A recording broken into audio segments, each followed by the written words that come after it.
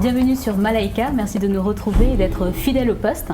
Aujourd'hui, nous allons parler d'un outil dont nous nous servons au quotidien, mais qui n'était pas forcément le cas pour nos parents, nos grands-parents. Aujourd'hui, ça prend beaucoup de place dans nos vies. Découvrez avec nous de quoi il s'agit.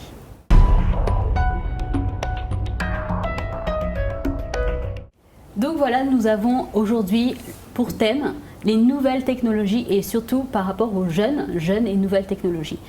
Quelle place est-ce que la nouvelle technologie a dans nos vies, dans vos vies? Arrivons-nous à nous débrancher, à nous déconnecter? Nous allons essayer de répondre à ces questions avec bien sûr Mama Audrey, Mama Janine et Magali. Donc on va faire un test aussi tout à l'heure, Mama Audrey, pour savoir à quel point nous sommes accros à la nouvelle technologie. Donc on dit à nos téléspectateurs de rester pour ce mini-test. Et aujourd'hui, nous avons également un invité de taille, comme toujours, fidèle à Malaika. Un habituel. Donc c'est le docteur Damien. Docteur Damien, merci en tout cas d'être avec nous. Toujours un plaisir. Et on va voir les effets néfastes que la technologie peut avoir sur la santé. Exactement. Donc voilà, on parle de nouvelles technologies, ça peut être vos téléphones portables, votre ordinateur, ça peut être aussi Internet. Quand nous parlons de nouvelles technologies, de quoi s'agit-il exactement? Est-ce que cela nous aide vraiment à faciliter notre vie, notre quotidien? Nous allons le découvrir dans un petit moment, mais avant tout, nous allons passer à la rubrique de Mag. Donc voilà Magali, un petit point de définition pour commencer. De quoi s'agit-il quand on parle des nouvelles technologies? Voilà, tout à fait. En fait, on va parler donc de jeunes et nouvelles technologies, comme le titre de notre émission. Et c'est curieux, vous apprendrez que lorsque l'on tape sur un moteur de recherche jeunes et technologies, eh bien, qu'est-ce qu'on trouve, Mama Audrey? Dépendance. Le mot dépendance. Dépendance à la toile. Et en fait, c'est un terme qui est apparu, Nadège, dans les années 90, lors de l'apparition un petit peu de tous les réseaux sociaux, en 1996 précisément, par un psychologue américain qui a évoqué cette notion à l'occasion d'une représentation sur l'addiction à Internet. Et ça concernait les jeunes. Alors, je ne dis pas que tous les jeunes, évidemment, sont cyberdépendants, comme on dit, mais néanmoins, c'est un phénomène qui prend énormément d'ampleur. Alors, je vais parler un petit peu donc, justement de cette cyberdépendance, qui se définit tout d'abord comme toute dépendance aux objets connectés en général. Alors, ainsi, une personne dépendante va se caractériser par un usage abusif du web, par tous les équipements qui s'y prêtent. Par exemple, ces équipements, c'est quoi? C'est la tablette, comme tu as cité tout à l'heure, le smartphone, l'ordinateur. Et il y a diverses formes d'addiction à Internet selon divers usages. Par exemple, le jeu pathologique, l'achat compulsif. Il y a beaucoup de jeunes qui achètent sur Internet. Alors c'est vrai qu'en Afrique c'est moins courant, mais néanmoins c'est un phénomène qui prend aussi de l'ampleur.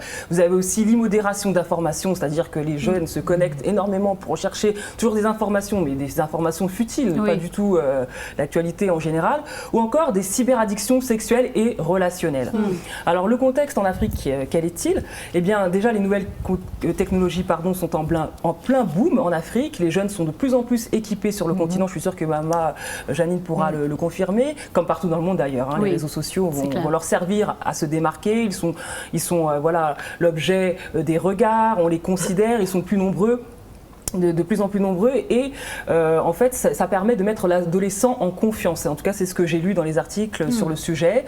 Ils sentent que leur image individuelle est approuvée, elle plaît et pour eux cela se compte en nombre d'abonnés sur Instagram par exemple ou en nombre de likes qu'on peut avoir sur Facebook ou sur Twitter. Voilà. Alors les réseaux aussi sociaux permettent pour les jeunes également de partager des états d'âme, et c'est vraiment ce qui est le plus courant, des opinions, des loisirs, des envies en toute liberté.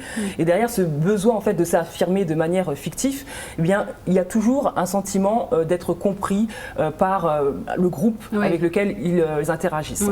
Alors on parlait aussi tout à l'heure un peu hors antenne, mais de cette cyberdépendance qui s'accompagne de la sursollicitation effectivement. En fait c'est quoi cette sollicitation? C'est l'hyperconnexion.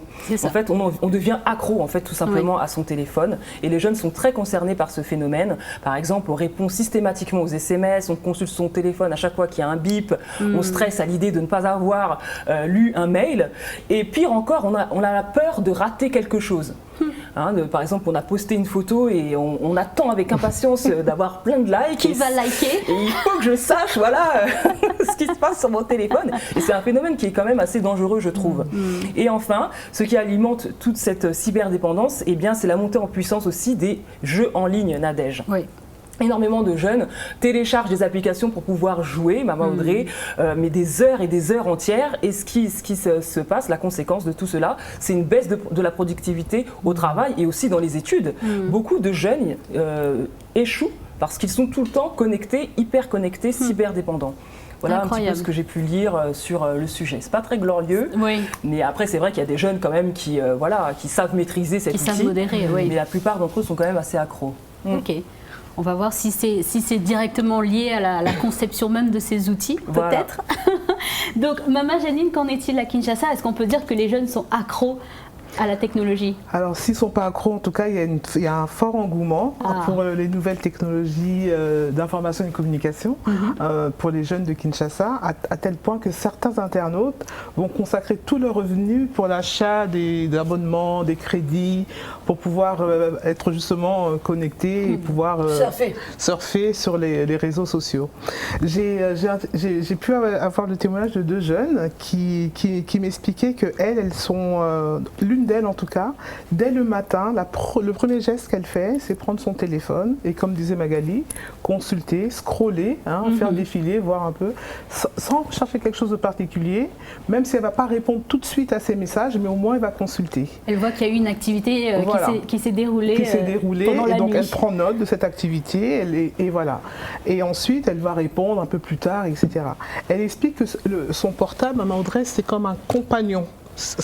Elle se réveille avec le portable, elle dort avec, et la première chose qu'elle va chercher au réveil, c'est ce compagnon. Oh là là. Il est arrivé qu'elle perde son compagnon dans un bus alors qu'elle allait je ne sais où, et ça a été pour elle un véritable drame. Le sevrage a été très difficile parce que du coup, elle avait perdu tout son monde, ses contacts, ses repères, etc. Mais curieusement, elle témoigne qu'au bout de quelques temps, elle a pu le matin, du coup, comme elle n'avait plus son téléphone, elle prenait sa Bible. Et du coup, elle méditait la parole de Dieu et pouvait avoir un petit moment aussi avec le Seigneur. Ce qu'elle ne faisait jamais avant. Elle s'est rendue compte que ça l'a privée quelque part de pouvoir méditer la parole. Et elle dit aussi que quand elle était dans cet état-là, de ne pas avoir de téléphone, elle a pu renouer avec la société. Le lien social s'est renoué. Wow. Elle avait plus de temps d'aller voir les gens, de pouvoir discuter. Et du coup, il y a une reconnexion avec l'humain, entre guillemets, même si elle n'était pas complètement déconnectée. Mais elle a apprécié comme une nouvelle forme de liberté. Elle parle vraiment en termes de liberté. Quelques temps après, bien sûr, elle a pu avoir, quelques semaines après, un portable.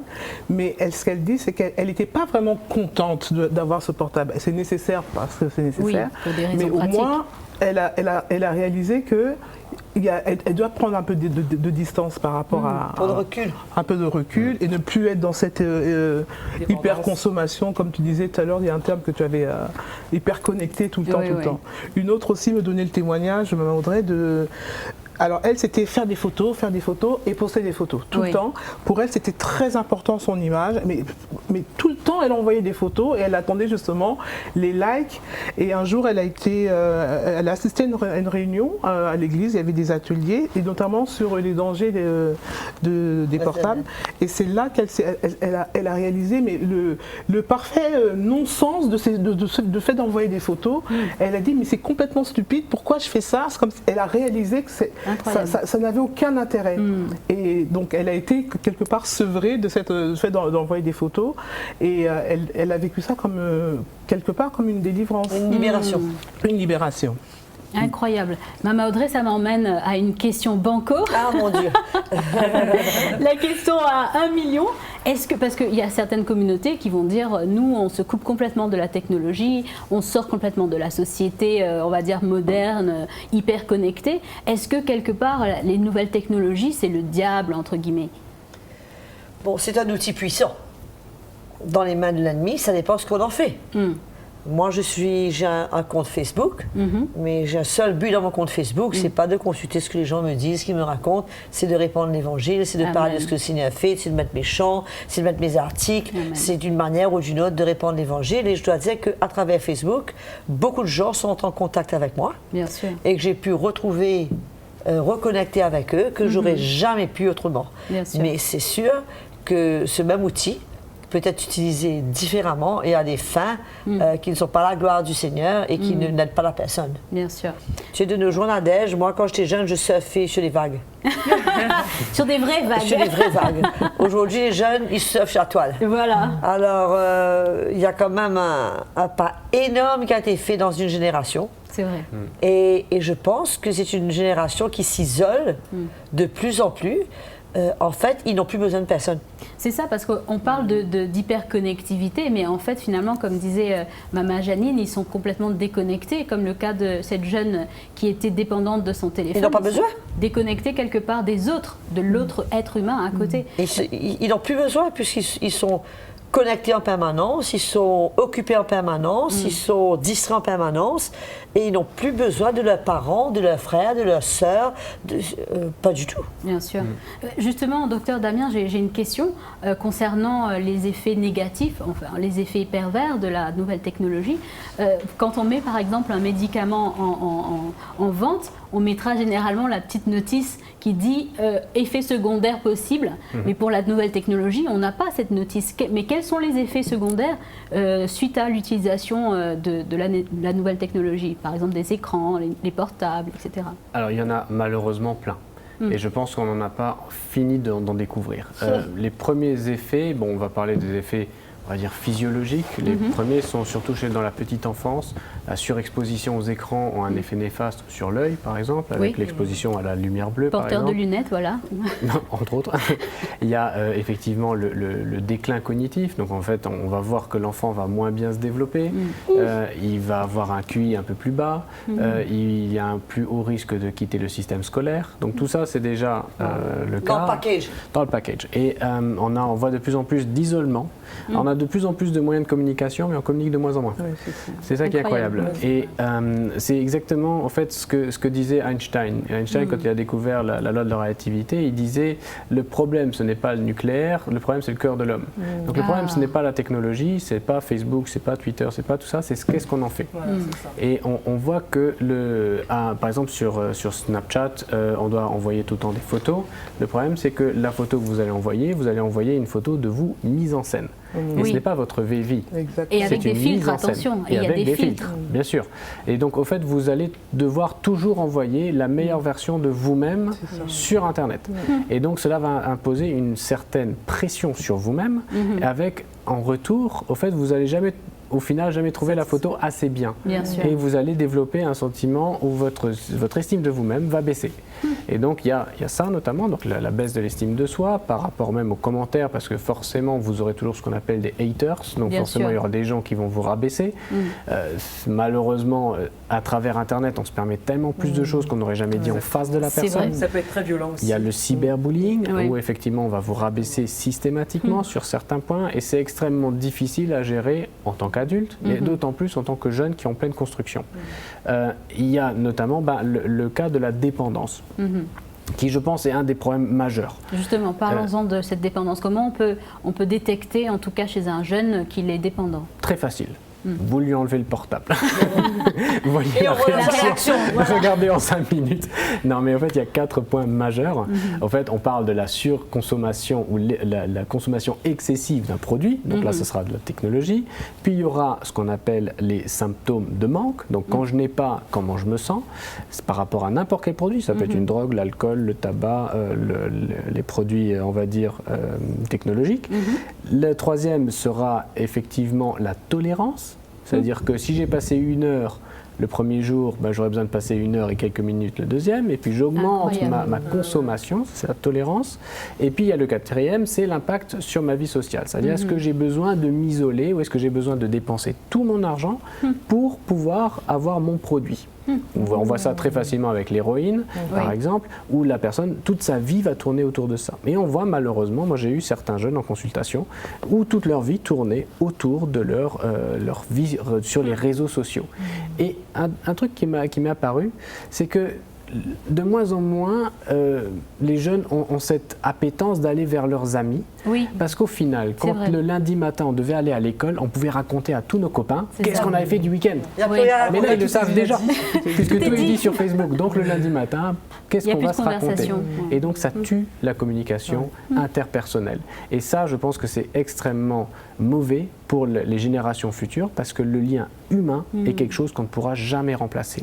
Et c'est vrai que même en consultation, le fait de voir son médecin, que le médecin vous examine et même qui vous touche et qui vous examine physiquement, ça a on va dire déjà un effet placebo. Le patient généralement se sent déjà mieux une fois qu'il est sorti. Bien sûr. Et ça se perd. Et donc je pense qu'on n'a pas encore fini de découvrir les effets néfastes. Mais évidemment, c'est quand même un outil extrêmement intéressant, extrêmement important. Moi, je peux communiquer avec mes confrères de France, aux États-Unis, etc. C'est quand même extraordinaire comme outil. Bien sûr. Et puis d'ailleurs, il y a des téléspectateurs et des fans de Malaika qui nous suivent actuellement, certainement sur leurs petits écrans. Exactement. Donc, mais justement, pour rester sur l'aspect spirituel des choses, Mama Audrey, on parlait de l'exemple de cette jeune fille qui a constaté quelque part qu'elle ne lisait plus sa Bible parce que son téléphone avait remplacé la place substitué. Voilà, de la Bible pour elle le matin. Quelles autres conséquences il peut y avoir au niveau spirituel pour des jeunes? Je pense que on est complètement distrait. On est occupé, nos pensées, notre temps, nos activités, il y a comme une divergence de toutes choses où on ne peut plus penser à la parole du Seigneur, penser à méditer, à ce que le Seigneur nous dit dans cette situation, à chercher le Seigneur, puisque notre pensée est tellement occupée dans ce qui se passe sur Internet, ce que X a dit, ce que Y a fait, ce qui se passe, sa dernière découverte, le dernier petit film comique, amusant. On arrive difficilement, on ne peut pas être fixé sur deux choses à la fois. C'est difficile. Et il faut dire qu'Internet prend beaucoup de temps. Bien sûr. Puisque un emmène à l'autre, l'autre emmène à l'autre, ça enchaîne. Et donc, ça prend un temps fou. Moi, j'ai un ami, quand il jeûnait, c'était pas la nourriture. Ah. Il faisait des jeûnes de son téléphone.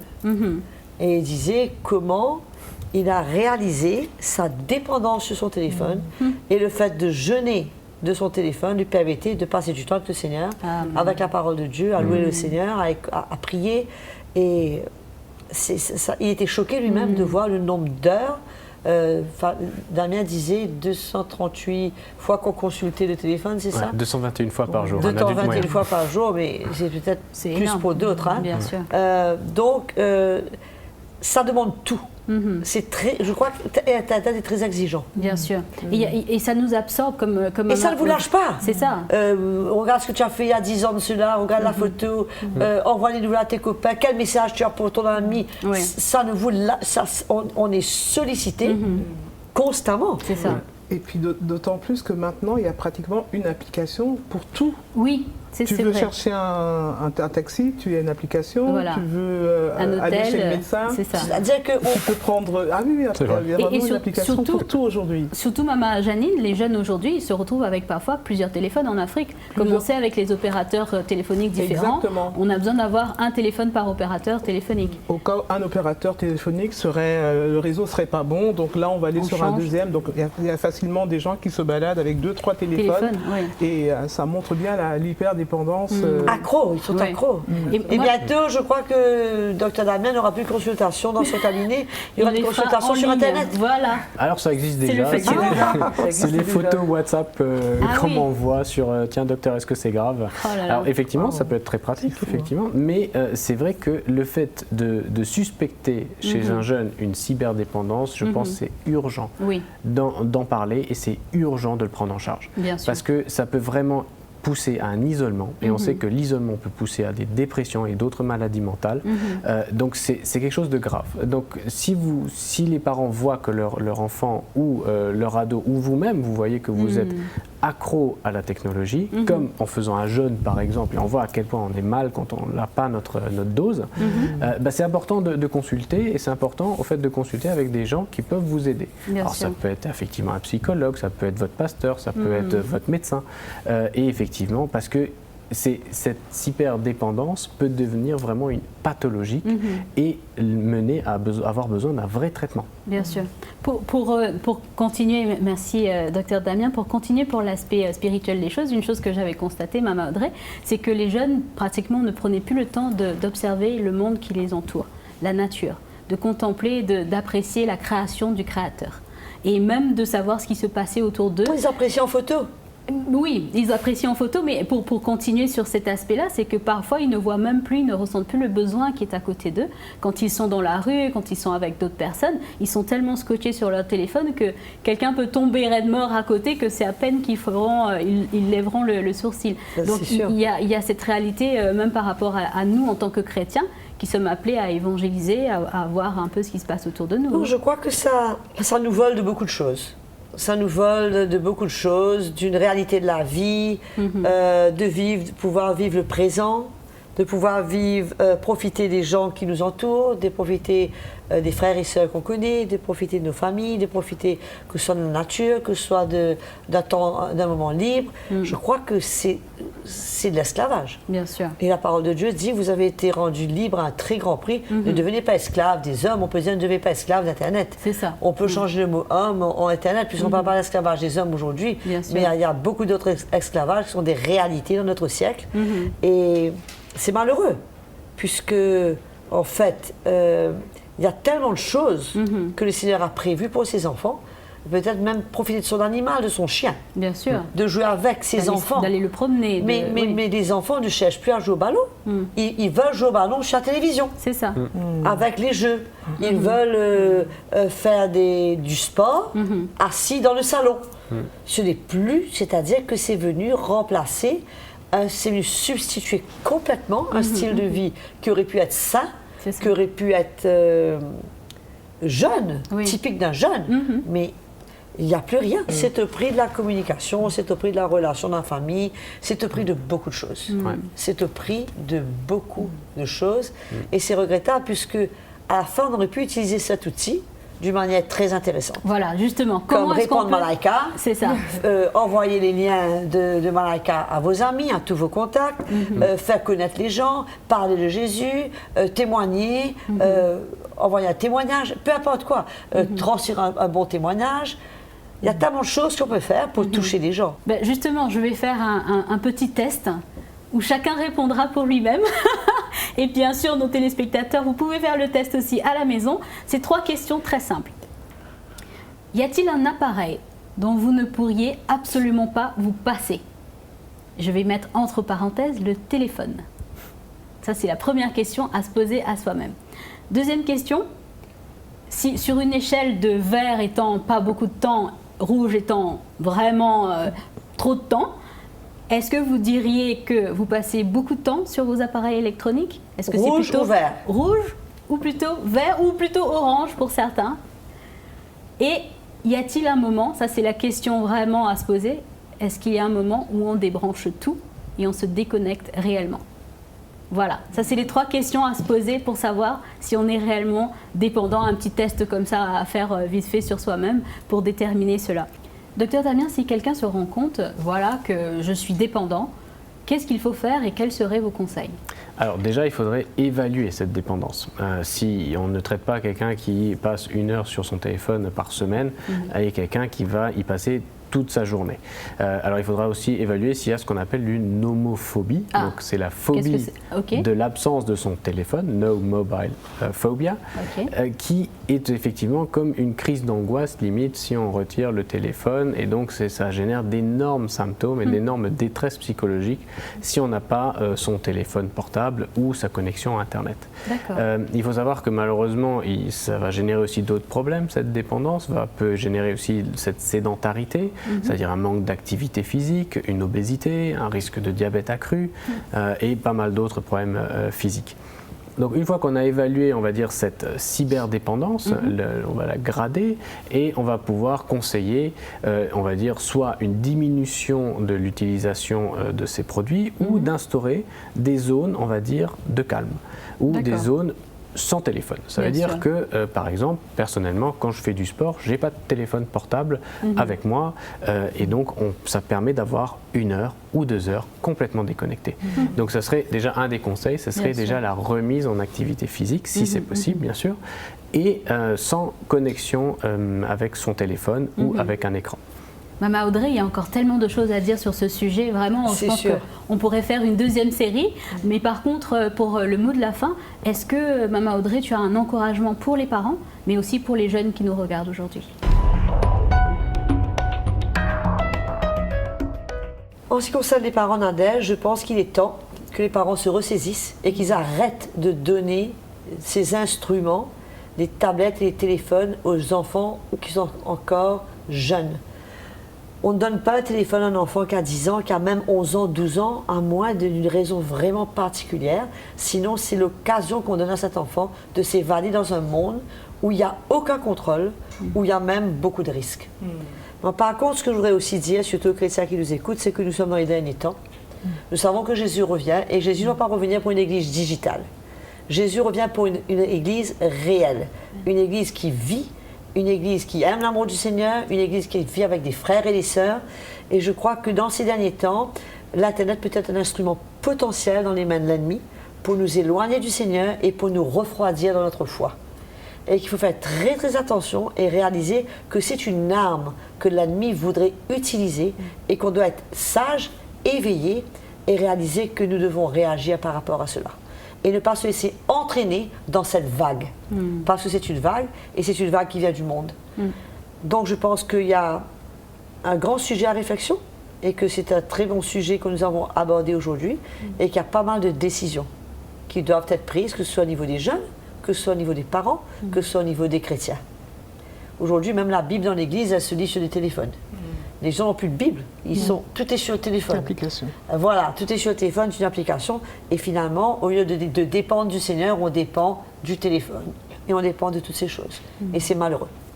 Merci en tout cas, Maman Audrey. Je suis sûre que l'appel a été lancé à faire une introspection.